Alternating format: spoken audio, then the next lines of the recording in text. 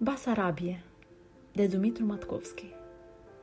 La margine de lume, venit din vremi bătrâne, un plai cu dulce nume, înălțător rămâne.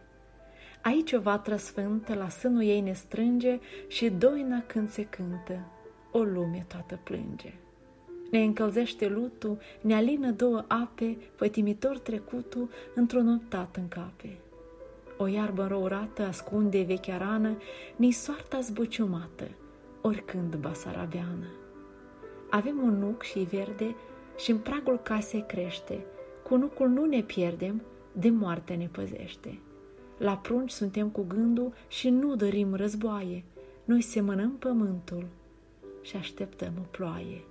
Basarabia, Basarabia, frate și soră, mamă și tată, Basarabia, Basarabia, scumpă icoană în inim purtată.